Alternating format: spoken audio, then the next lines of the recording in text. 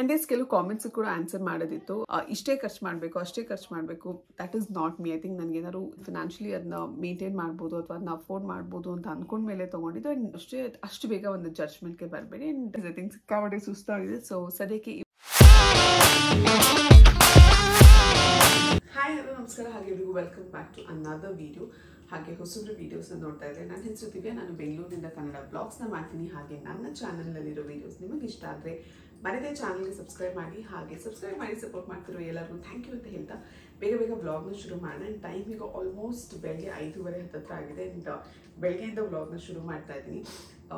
ನನ್ನ normal routine ಇದೇ ಥರದೇ ಇರುತ್ತೆ. ಅಂದರೆ ಐ ಥಿಂಕ್ 2-3 ಮಂತ್ಸ್ ಮುಂಚೆ ಕೂಡ 5:30 6 ಗಂಟೆಗೆ ಎದ್ದೇಳ್ತಾ ಇದ್ದೆ. ಅಡುಗೆ ಕೆಲಸ ಎಲ್ಲ ಮುಗಿಸಿ ಅದಾದಮೇಲೆ ಆಫೀಸ್ಗೆ ಹೋಗ್ತಿದ್ದೆ. ಬಟ್ ಅದಾದಮೇಲೆ ಸ್ವಲ್ಪ ಆಫೀಸಲ್ಲಿ ಕೆಲಸ ಜಾಸ್ತಿ ಆಗಿತ್ತು. ಆ್ಯಂಡ್ ನನಗೆ ಕೂಡ ಸ್ವಲ್ಪ ಹೆಲ್ತ್ ಇಶ್ಯೂಸ್ ಇದ್ದಿದ್ದರಿಂದ ಐ ಥಿಂಕ್ ಮಧ್ಯದಲ್ಲಿ ಎಲ್ಲೋ ಸ್ವಲ್ಪ ಅಡುಗೆ ಮಾಡೋದನ್ನ ಕಮ್ಮಿ ಮಾಡಿದ್ದೆ.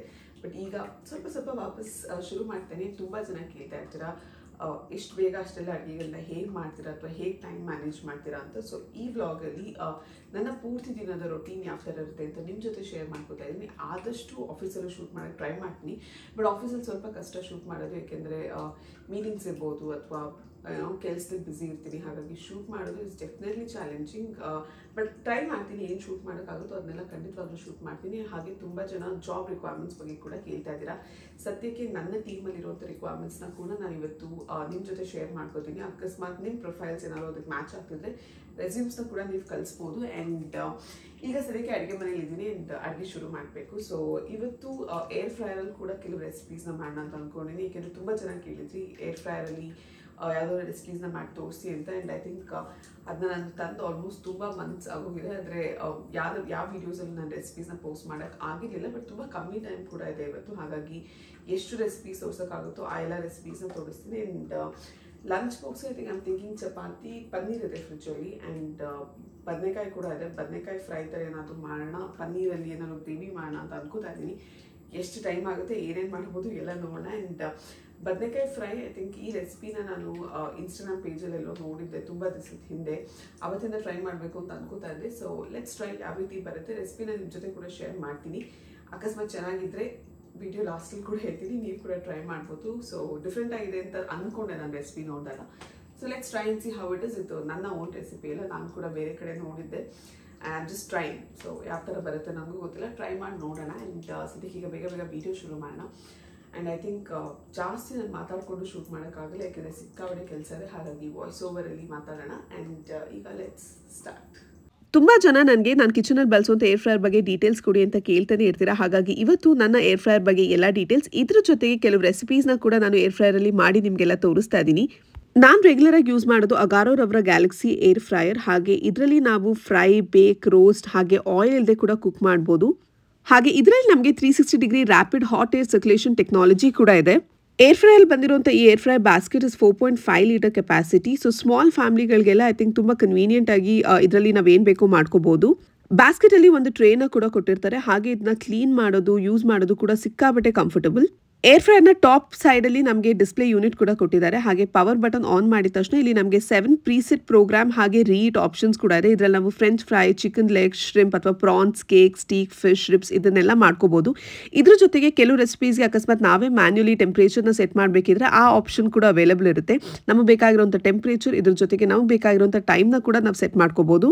7 ಪ್ರೀಸೆಟ್ ಆಪ್ಷನ್ಸ್ ಜೊತೆಗೆ ಇದರಲ್ಲಿ ಕೀಪ್ ವಾರ್ಮ್ ಫಂಕ್ಷನ್ ಕೂಡ ಇದೆ. ಎಮ್ ಅಂತ ಬಟನ್ ಏನು ನೋಡ್ತಾ ಇದ್ದೀರಾ ಆ ಬಟನ್ನ ಯೂಸ್ ಮಾಡ್ಕೋಬಹುದು. ಇದರಲ್ಲಿ ನಾವು ಕುಕ್ ಮಾಡಿರುವಂಥ ಫುಡ್ನ, ಅಂದರೆ ಏರ್ ಫ್ರೈಯರಲ್ಲೇ ಕುಕ್ ಮಾಡಿರುವಂಥ ಫುಡ್ನ ವಾರ್ಮ್ ಆಗಿ ಕೂಡ ಇಟ್ಕೋಬಹುದು. ಏರ್ ಫ್ರೈ 2 ಸೈಡಲ್ಲೂ ಹೋಲ್ಡ್ ಮಾಡೋದಕ್ಕೆ ಜಾಗ ಕೂಡ ಇದೆ. ಹಾಗಾಗಿ ನಾವು ಇದನ್ನ ಎತ್ಕೊಂಡು ಆ ಕಡೆ ಈ ಕಡೆ ಇಡೋದಕ್ಕೆ ತುಂಬಾನೇ ಕಂಫರ್ಟಬಲ್ ಆಗಿರುತ್ತೆ. ಹಾಗೆ ಏರ್ ಫ್ರೈಯರ್ ಮೇಲ್ಗಡೆ ಏನನ್ನು ಇಡಕ್ಕೆ ಹೋಗ್ಬೇಡಿ, ಯಾಕೆಂದ್ರೆ ಇದರಲ್ಲಿ ಏರ್ ಪಾಸ್ ಕೂಡ ಆಗುತ್ತೆ ಸೈಡ್ ಅಲ್ಲಿ. ಹಾಗಾಗಿ ಅದ್ರ ಮೇಲೆ ಯಾವುದೇ ತರದ ವೇಟ್ ಇಡಬೇಡಿ. ಇಲ್ಲ ಹಾಗೆ ಬ್ಯಾಕ್ ಸೈಡ್ ಅಲ್ಲಿ ಬ್ಯಾಕ್ ವೆಂಟ್ ಕೂಡ ಇದೆ. ಅಂಡ್ ಇದು ಗೋಡೆ ಕೂಡ ಟಚ್ ಆಗಲ್ಲ ಈ ತರದ ಡಿಸೈನ್ ಇರೋದ್ರಿಂದ. ಹಾಗೆ ನಾನಿವತ್ತು ಸ್ಮೈನ್ ಲಂಚ್ ಬಾಕ್ಸಸ್ಗೆ ನಾರ್ಮಲ್ ಆಗಿ ಪನ್ನೀರ್ ಫ್ರೈ ಅಥವಾ ಯಾವ್ದಾದ್ರು ವೆಜಿಟೇಬಲ್ ಫ್ರೈನ ಪ್ಯಾಕ್ ಮಾಡ್ತಾನೆ ಇರ್ತೀನಿ. ಇವತ್ತು ಏರ್ ಫ್ರೈಯರ್ ಅಲ್ಲಿ ಪನ್ನೀರ್ ಫ್ರೈನ ಕೂಡ ಮಾಡಿ ತೋರಿಸ್ತಾ ಇದೀನಿ. ಪನ್ನೀರ್ನ ನಾನು ಇದಕ್ಕೆ ಕ್ಯೂಬ್ಸ್ ಆಗಿ ಕಟ್ ಮಾಡ್ಕೊಂಡಿದ್ದೀನಿ. ಹಾಗೆ ಇದಕ್ಕೆ ನಾನು salt, turmeric powder, chilli powder, garam masala, coriander powder ಹಾಗೆ ಸ್ವಲ್ಪ ಚಿಕನ್ ಮಸಾಲ ಕೂಡ ಹಾಕ್ತಾ ಇದ್ದೀನಿ. ಲಾಸ್ಟ್ ಅಲ್ಲಿ ಇದನ್ನ ಮಿಕ್ಸ್ ಮಾಡೋದಕ್ಕೆ ಒಂದು 3 ಸ್ಪೂನ್ಸ್ ಆಫ್ ಕರ್ಡ್ನ ಕೂಡ ಯೂಸ್ ಮಾಡ್ತಾ ಇದ್ದೀನಿ. ನಾನು ಸ್ಪೆಷಲಿ ಸ್ಮೈಯಿಂಗ್ ಮಾಡ್ತಿರೋದ್ರಿಂದ ಸ್ಪೈಸಸ್ನ ಸ್ವಲ್ಪ ಕಮ್ಮಿನೇ ಇಟ್ಕೊಂಡಿದ್ದೀನಿ. ಎಲ್ಲ ಮಿಕ್ಸ್ ಆದಮೇಲೆ ಚೆನ್ನಾಗಿ ಕೋಟ್ ಮಾಡಿದ್ದೀನಿ. ಸೊ ಇದಾದಮೇಲೆ ನೆಕ್ಸ್ಟ್ ನಾನೀಗ ಏರ್ ಫ್ರೈಯರ್ ಬ್ಯಾಸ್ಕೆಟ್ ಒಳಗೆ ಮಿಕ್ಸ್ ಮಾಡಿರೋಂಥ ಅಷ್ಟು ಪನ್ನೀರ್ಗಳನ್ನ ಹಾಕ್ತಾ ಇದ್ದೀನಿ. ಇದಕ್ಕೆ ಇನ್ಫ್ಯಾಕ್ಟ್ ನೀವೀಗ ಜಿಂಜರ್ ಗಾರ್ಲಿಕ್ ಪೇಸ್ಟ್ ಕೂಡ ಹಾಕೋಬಹುದು, ಹಾಗೆ ಕ್ಯಾಪ್ಸಿಕಮ್, ಟೊಮ್ಯಾಟೋಸ್ ಅದನ್ನು ಕೂಡ ಮಿಕ್ಸ್ ಮಾಡ್ಕೋಬಹುದು. ನನಗೆ ಸ್ಮೈಂಗ್ ಇದು ಯಾವುದು ಇಷ್ಟ ಆಗದಿರೋ ಕಾರಣದಿಂದ ಅವಳಿಗೆ ಯಾವ ರೀತಿ ಇಷ್ಟ ಆಗುತ್ತೋ ಅದೇ ರೀತಿ ಕುಕ್ ಮಾಡ್ತಾ ಇದ್ದೀನಿ. ಸೊ ಮ್ಯಾರಿನೇಟ್ ಮಾಡಿರೋಂಥ ಪನ್ನೀರ್ನ ಏರ್ ಬಾಸ್ಕೆಟ್ ಒಳಗಡೆ ಹಾಕಿ ಅದಾದಮೇಲೆ ನಾನಿಲ್ಲಿ ಟೆಂಪ್ರೇಚರ್ನ ಸೆಟ್ ಮಾಡ್ಕೋತಾ ಇದ್ದೀನಿ. ನಾನಿಲ್ಲಿ 180 ಡಿಗ್ರೀಸ್ at 15 ಮಿನಿಟ್ಸ್ ಇದನ್ನ ಕುಕ್ ಮಾಡ್ತಾ ಇದ್ದೀನಿ. ಆ್ಯಂಡ್ ನಾರ್ಮಲಿ 15 ಮಿನಿಟ್ಸು ಬೇಕಾಗಲ್ಲ, ಆಲ್ಮೋಸ್ಟ್ 10 ಮಿನಿಟ್ಸ್ಗೆಲ್ಲ ಇದು ರೆಡಿ ಆಗಿರುತ್ತೆ. ಆ್ಯಂಡ್ ನೀವು ಇಲ್ಲಿ ನೋಡ್ಬೋದು ನಾನು ಒಂಚೂರು ಆಯಿಲ್ ಕೂಡ ಯೂಸ್ ಮಾಡಿಲ್ಲ. ಆ್ಯಂಡ್ ತುಂಬ ಚೆನ್ನಾಗಿ ಪನ್ನೀರ್ ಫ್ರೈ ಆಗಿದೆ. ಆ್ಯಂಡ್ ಸ್ಪೆಷಲಿ ಮಕ್ಕಳಿಗೆ I think this is healthy and tasty also. ಇದಾದಮೇಲೆ ನೆಕ್ಸ್ಟ್ ನಾನು ಆಲೂಗೆಡ್ಡೆ ಫ್ರೈನ ಕೂಡ ಮಾಡ್ತೇನೆ. ಆ್ಯಂಡ್ ಸ್ಮೈಂಗ್ ಇದು ಮೋಸ್ಟ್ ಫೇವ್ರೇಟ್ ಅಂತ ಹೇಳ್ಬೋದು. ಚಪಾತಿ, ದೋಸೆ ಯಾವುದ್ರ ಜೊತೆ ಕೊಟ್ಟರು ತುಂಬ ಇಷ್ಟಪಟ್ಟು ತಿಂತಾಳೆ. ಆ್ಯಂಡ್ ಲಂಚ್ ಬಾಕ್ಸಸ್ನ ಪೂರ್ತಿ ಖಾಲಿ ಮಾಡ್ಕೊಂಬಂದಿರ್ತಾಳೆ.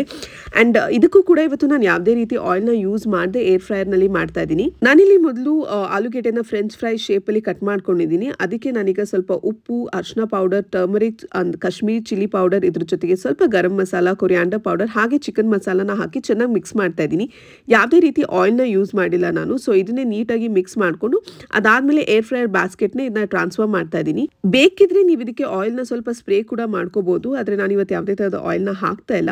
ಸೊ ಇದನ್ನ ಹಾಕಿ ಅದಾದಮೇಲೆ ನಾನು ಇದಕ್ಕೆ ಫ್ರೆಂಚ್ ಫ್ರೈಸ್ ಮೋಡ್ನೇ ಸೆಲೆಕ್ಟ್ ಮಾಡ್ತಾ ಇದ್ದೀನಿ. ಬಟ್ ಟೆಂಪ್ರೇಚರ್ನ ಸ್ವಲ್ಪ ಕಮ್ಮಿ ಇಡ್ತಾ ಇದ್ದೀನಿ, ಯಾಕೆ ನನಗೆ ತುಂಬ ಕ್ರಿಸ್ಪಿಯಾಗಿ ಬೇಡವಾಗಿತ್ತು. ಸೊ ಹಾಗಾಗಿ 10 ಮಿನಿಟ್ಸ್ಗೆ ಇಡ್ತಾ ಇದ್ದೀನಿ. ನೀವು ನೋಡ್ಬೋದು 10 ಮಿನಿಟ್ಸಲ್ಲಿ ತುಂಬ ಈಸಿಯಾಗಿ ಆ್ಯಂಡ್ ತುಂಬ ಚೆನ್ನಾಗಿ ಏರ್ ಫ್ರೈಯರಲ್ಲಿ potato fries was all ready. Healthy cooking ಮಾಡೋರ್ಗಂತೂ I think definitely air fryer is one of the best option. ಹಾಗೆ ಬೆಳಿಗ್ಗೆ ಹೊತ್ತು ತುಂಬ ಗಡಿಬಿಡಿಯಲ್ಲಿ ಅಡುಗೆ ಮಾಡಬೇಕಾದ್ರೆ ಐ ಥಿಂಕ್ ಏರ್ ಫ್ರೈಯರ್ ಒಳಗೆ ನಾನು ಮಾಡಬೇಕಾದ್ರೆ ಅದ್ರ ಮೇಲೆ ಜಾಸ್ತಿ ಕಾನ್ಸಂಟ್ರೇಟ್ ಮಾಡಬೇಕು ಅಂತಲೂ ಅನಿಸಲ್ಲ. ಇದ್ರ ಜೊತೆಗೆ ಒಂದು ಕ್ವಿಕ್ ಆಗಿರೋಂಥ ಇನ್ನೊಂದು ರೆಸಿಪಿ ಕೂಡ ಟ್ರೈ ಮಾಡಿದೆ. ಕಡಲೆ ಬೀಜ ಫ್ರೈ ಥರ ಮಾಡ್ತಾ ಇದ್ದೆ.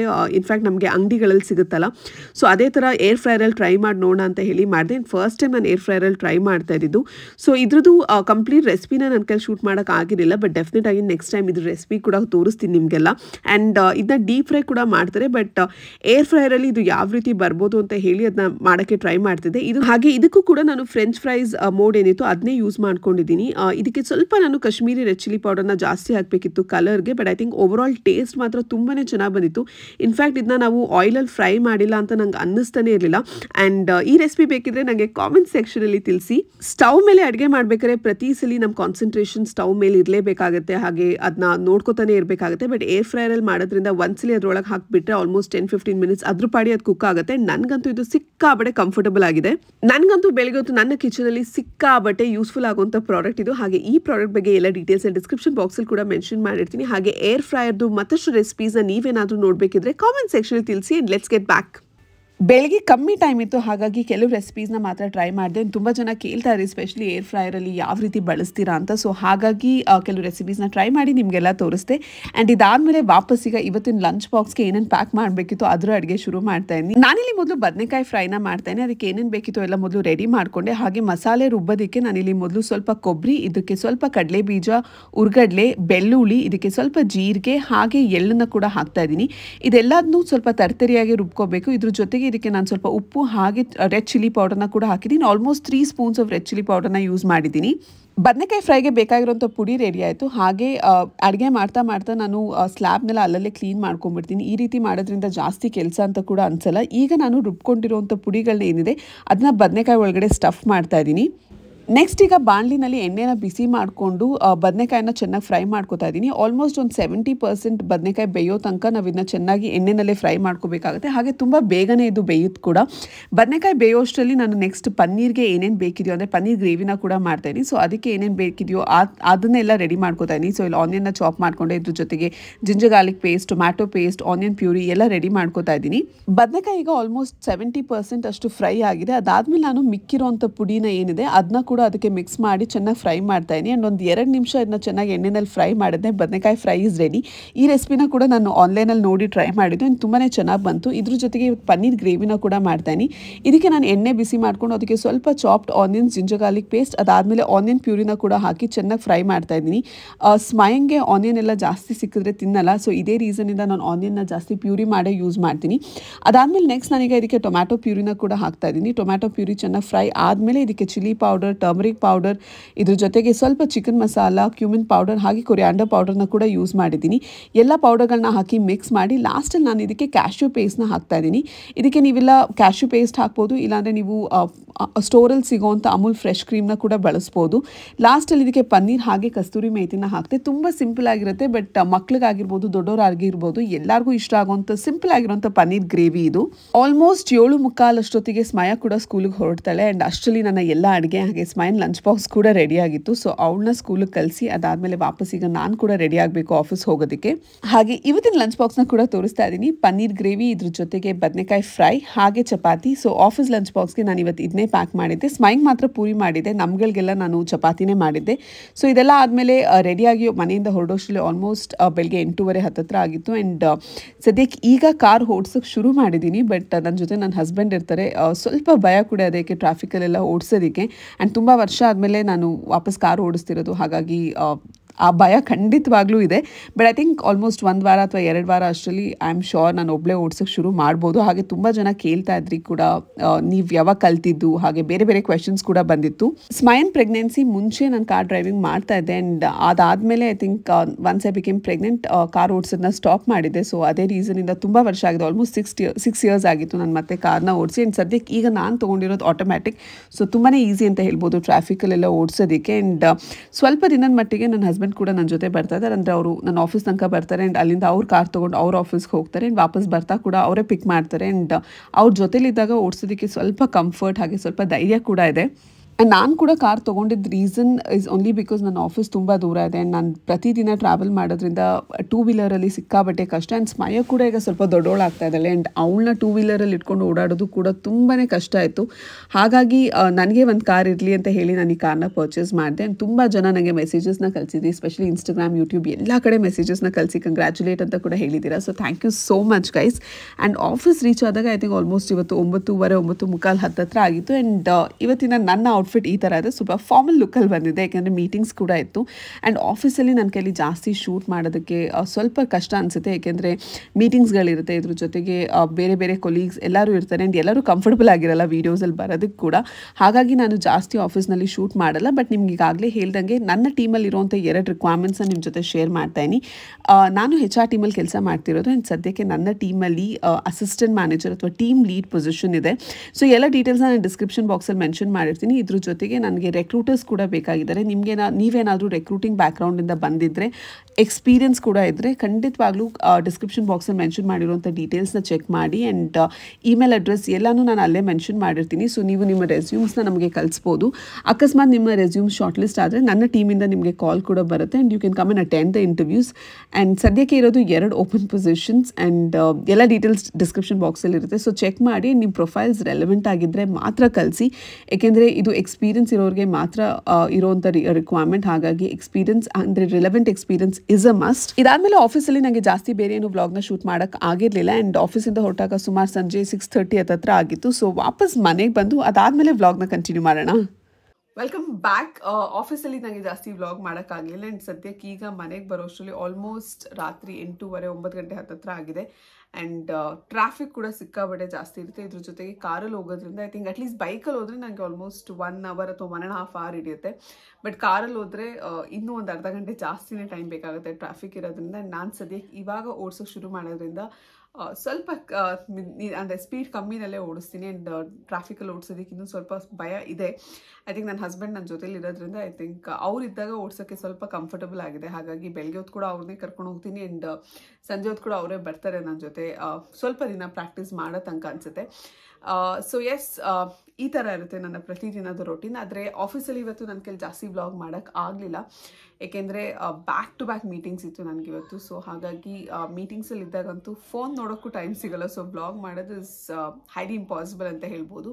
ಆ್ಯಂಡ್ ಇದ್ರ ಜೊತೆಗೆ ಐ ಥಿಂಕ್ ಇರೋವಂಥ ಕೆಲವು ರಿಕ್ವೈರ್ಮೆಂಟ್ಸ್ನ ಕೂಡ ನಾನು ಈ ಬ್ಲಾಗಲ್ಲಿ ಹಾಕಿದ್ದೀನಿ. ಅಂದರೆ 2 ರಿಕ್ವೈರ್ಮೆಂಟ್ ಇದೆ ಸದ್ಯಕ್ಕೆ ನನ್ನ ಟೀಮ್ನಲ್ಲೇ. ಆ್ಯಂಡ್ ಸ್ಪೆಷಲಿ HR ಅಥವಾ ರೆಕ್ರೂಟ್ಮೆಂಟ್ ಬ್ಯಾಕ್ಗ್ರೌಂಡಿಂದ ನೀವೇನಾದ್ರು ಇದ್ದರೆ ಖಂಡಿತವಾಗ್ಲೂ ರಿಕ್ವೈರ್ಮೆಂಟ್ಸ್ಗೆ ಅಪ್ಲೈ ಮಾಡಿ. ಐ ಥಿಂಕ್ ಎಲ್ಲ ಡೀಟೇಲ್ಸ್ನ ಡಿಸ್ಕ್ರಿಪ್ಷನ್ ಬಾಕ್ಸಲ್ಲಿ ಕೂಡ ಮೆನ್ಷನ್ ಮಾಡಿರ್ತೀನಿ. ಸೊ ಅದನ್ನು ಕೂಡ ನೀವು ಚೆಕ್ ಮಾಡ್ಬೋದು. ಆ್ಯಂಡ್ ಇದ್ರ ಜೊತೆಗೆ ಐ ಥಿಂಕ್ ತುಂಬ ಜನ ಬೇರೆ ಬೇರೆ ಕ್ವೆಶನ್ಸ್ ಕೂಡ ಕೇಳಿದ್ದೀರಾ. ಐ ಥಿಂಕ್ ಲಾಸ್ಟ್ ವ್ಲಾಗಲ್ಲಿ ಹೋಮ್ ಟೂರ್ ವಿಡಿಯೋ ಹಾಕಿದಾಗ ಮನೆ ಯಾವ ರೀತಿ ಅಂದರೆ ಎಷ್ಟು ಕನ್ಸ್ಟ್ರಕ್ಷನ್ ಕಂಪ್ಲೀಟ್ ಆಗಿದೆ, ಹಾಗೆ ಏನೇನಾಗಿದೆ ಎಲ್ಲ ನಿಮಗೆ ಆ ವ್ಲಾಗಲ್ಲಿ ತಿಳಿಸಿದೆ. ಸೊ ಅದ್ರ ಬಗ್ಗೆ ಕೂಡ ತುಂಬ ಕ್ವೆಶನ್ಸ್ ಬಂದಿದೆ. ಪ್ರಾಬ್ಲಿ ಅದನ್ನು ನಾನು ನೆಕ್ಸ್ಟ್ ವ್ಲಾಗ್ಸ್ಗಳಲ್ಲಿ ನೀವು ಕೇಳಿರೋಂಥ ಎಲ್ಲ ಕ್ವೆಶನ್ಸ್ಗೂ ಕೂಡ ಖಂಡಿತವಾಗ್ಲೂ ಆನ್ಸರ್ ಮಾಡ್ತೀನಿ. ಆ್ಯಂಡ್ ಐ ಥಿಂಕ್ ಇವತ್ತಿನ ಈ ವ್ಲಾಗ್ ತುಂಬ ಸಿಂಪಲ್ ಆಗಿತ್ತು. ಬೆಳಗ್ಗೆಯಿಂದ ನಾನು ಏನೇನು ಅಡುಗೆ ಮಾಡಿದ್ದೆ, ಇದ್ರ ಜೊತೆಗೆ ಆಫೀಸಲ್ಲಿ ಕೆಲವು ಕ್ಲಿಪ್ಪಿಂಗ್ಸ್ನ ಮಾತ್ರ ತೊಗೊಂಡಿದ್ದೆ. ಸೊ ಜಾಸ್ತಿ ಏನು ಶೂಟ್ ಮಾಡೋಕ್ಕಾಗಲಿಲ್ಲ. ಬಟ್ ಐ ಆಮ್ ಶೋರ್ ನಿಮಗೆಲ್ಲ ವೀಡಿಯೋ ಇಷ್ಟ ಆಗಿದೆ ಅಂತ ಅನ್ಕೋತಾ ಇದ್ದೀನಿ. ಆ್ಯಂಡ್ ಆದಷ್ಟು ತುಂಬ ರೆಗ್ಯುಲರ್ ಆಗಿ ವೀಡಿಯೋಸ್ನ ಪೋಸ್ಟ್ ಮಾಡೋಕ್ಕೆ ಕೂಡ ಟ್ರೈ ಮಾಡ್ತಾ ಇದ್ದೀನಿ. ಆ್ಯಂಡ್ ಕೆಲವು ಕಾಮೆಂಟ್ಸ್ ಕೂಡ ಆನ್ಸರ್ ಮಾಡೋದಿತ್ತು. ಕೆಲವು ಕಾಮೆಂಟ್ಸ್ ಎಲ್ಲ ಐ ಥಿಂಕ್ ಸ್ಪೆಷಲಿ ಈ ಕಾಮೆಂಟ್ಗೆ ಐ ಥಿಂಕ್ ಲಾಸ್ಟ್ ಯಾವುದೋ ಒಂದು ವ್ಲಾಗಲ್ಲಿ ಕಾಮೆಂಟ್ ಹಾಕಿದ್ರು, ಬಿಟ್ಟಿ ದುಡ್ಡು, ಬಿಟ್ಟಿ ಲೈಫ್, ಬಿಟ್ಟಿ ಶೋಕಿ ಅಂತ.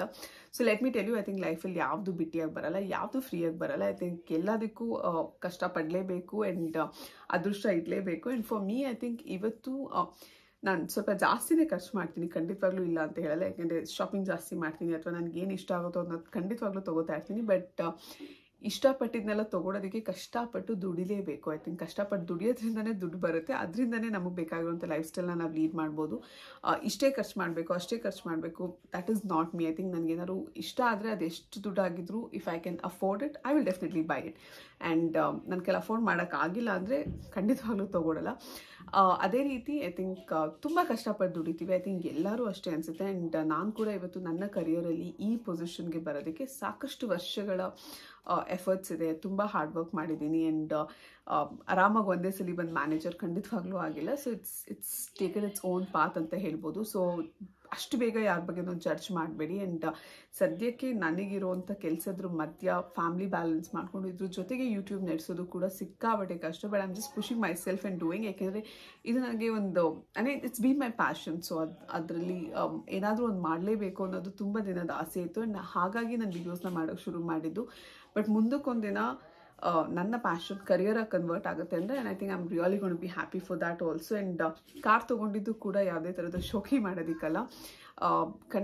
ನಾನು ತುಂಬ ದೂರ ಓಡಾಡ್ತೀನಿ ಪ್ರತಿದಿನ. And almost 50-60 kilometres on a daily basis travel ಮಾಡ್ತೀನಿ. ಆ್ಯಂಡ್ 2 ವೀಲರಲ್ಲಿ ಅಷ್ಟು ದೂರ ಟ್ರಾವೆಲ್ ಮಾಡೋದ್ರಿಂದ ಬ್ಯಾಕ್ ಪೇನ್ ಬರುತ್ತೆ. ಆ್ಯಂಡ್ ಇದ್ರ ಜೊತೆಗೆ ಕೆಲವು ಸಲ ಮಳೆ, ಬಿಸಿಲು, it is not easy travelling in 2 wheelers. And ನನಗೆ ನಾನು ಫಿನಾನ್ಷಿಯಲಿ ಸ್ಟೇಬಲ್ ಆಗಿದ್ದೀನಿ ಅಂತ ಅನಿಸಿದಾಗ ಮಾತ್ರ ನಾನು ಈ ಥರದ ಒಂದು ಇನ್ವೆಸ್ಟ್ಮೆಂಟ್ ಅಥವಾ ಈ ಥರದ ಒಂದು ದೊಡ್ಡ ವಸ್ತು ತೊಗೊಳಕ್ಕೆ ಅಂತ ಕೈ ಹಾಕಿದ್ದು. ಇಟ್ ಈಸ್ ನಾಟ್ ಲೈಕ್ ಅಂದರೆ ಅಂದರೆ ಸುಮ್ಮನೆ ಸಡನ್ನಾಗಿ ತೊಗೊಂಡಿದ್ದು ಅಂತಲ್ಲ. ಬಟ್ ನನಗೆ ಅನಿಸಿ ನಾನು ಫಿನಾನ್ಷಿಯಲಿ ಅದನ್ನ ಮೇಂಟೈನ್ ಮಾಡ್ಬೋದು ಅಥವಾ ಅದನ್ನ ಅಫೋರ್ಡ್ ಮಾಡ್ಬೋದು ಅಂತ ಅಂದ್ಕೊಂಡ್ಮೇಲೆ ತೊಗೊಂಡಿದ್ದು. ಆ್ಯಂಡ್ ನೀಡ್ ಇರೋದ್ರಿಂದ ತೊಗೊಂಡಿರೋದು. ಇದು ಯಾವುದೇ ಥರದ ಶೋಕಿಗೋಸ್ಕರ ಅಲ್ಲ.